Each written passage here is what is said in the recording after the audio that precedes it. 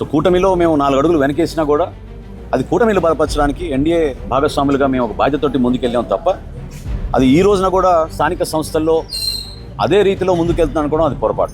జనసేన ఈసారి చాలా స్పష్టతతో ఉన్నట్టే కనిపిస్తుంది రాబోయే స్థానిక సంస్థల ఎన్నికల గురించి. ఏమాత్రం వెనక తగ్గొద్దు, పోరాడండి అని చెప్పి ఆ పార్టీలో నెంబర్ 2గా చలామణి అవుతున్న నాదెండ్ల మనోహర్ మంత్రిగా కూడా ఉన్నారు కూటమి ప్రభుత్వంలో. ఆయన స్వయంగా జన సైనికులకి ఒక మాట అయితే చెప్పడం జరిగింది. అంటే ఆల్మోస్ట్ పవన్ కళ్యాణ్ నోటి నుంచి వచ్చినట్టుగానే మనం దీన్ని భావించాల్సి ఉంటుంది. ఎందుకంటే తెనాల్లో ఆయన మీటింగ్స్ జరుపుతూ వస్తున్నారు. అందులో భాగంగా అక్కడ ఉన్నటువంటి జన సైనికులకి పిలుపునైతే ఇచ్చారు. చికెన్ మసాలా ప్రధానంగా వాళ్ళ ఉద్దేశం ఏంటంటే చాలాసార్లు మనం త్యాగం చేస్తూ వస్తున్నాము టీడీపీ కోసం లేదా బీజేపీ కోసం త్యాగాలు చేస్తూ వస్తున్నాం. 2024లో ఏదైతే మెయిన్ ఎలక్షన్ జరిగిందో అప్పుడు చాలా సీట్లు వదులుకోవాల్సి వచ్చింది. 21 సీట్లకి పరిమితం అయిపోవాల్సి వచ్చింది. ఈసారి మాత్రం అలా కుదరదు. ఖచ్చితంగా స్థానిక సంస్థల ఎన్నికల్లో వీలైనన్ని ఎక్కువ సీట్లలోనే పోటీ చేద్దాం, ఏమాత్రం వెనక తగ్గొద్దు అంటూ చాలా సీరియస్గా చెప్పడం జరిగింది. ఎందుకంటే జనసేనలో చాలా కాలంగా క్షేత్రస్థాయిలో ఒక అసంతృప్తి అయితే ఉంది. ఎంత 100కి 100% స్ట్రైక్ రేట్ సాధించిన ఎన్నికల ఫలితాల్లో 21 సీట్లే మీరు పోటీ చేశారన్న విమర్శలు ఎక్కువగా వస్తున్నాయి. టీడీపీతో సర్దుకుపోవాల్సిన పరిస్థితులు కూడా క్షేత్రస్థాయిలో ఉన్నాయన్న అసంతృప్తి జన సైనికుల్లో చాలా ఎక్కువగా ఉంది. చిన్న సైజు లీడర్లు ఎవరైతే ఉంటారో జనసేనలకు సంబంధించి అంటే క్షేత్రస్థాయిలో ఉండే లీడర్లు ఎవరైతే ఉంటారో వాళ్ళు తమకు సరైన గౌరవం కానీ ప్రాధాన్యత కానీ లభించట్లేదన్న బాధ వాళ్ళలో ఉంది.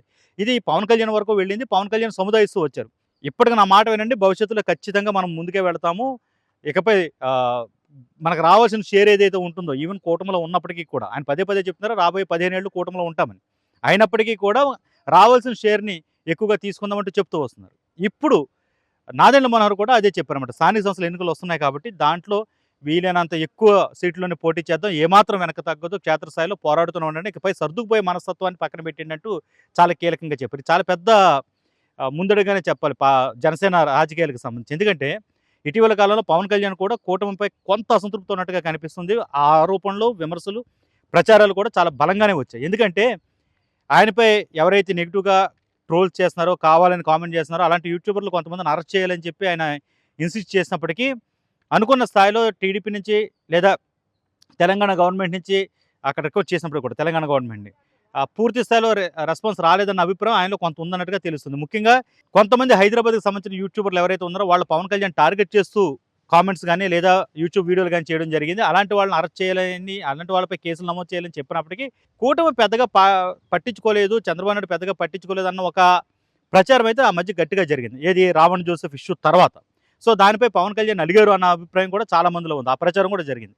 సో ఇవన్నీ నిజమా కాదని పక్కన పెడితే ఒక చిన్న ఏదో తెలియని ఒక కమ్యూనికేషన్ గ్యాప్ జనసేనకి అలాగే టీడీపీకి మధ్య ఒక అసంతృప్తి అయితే ఉంది.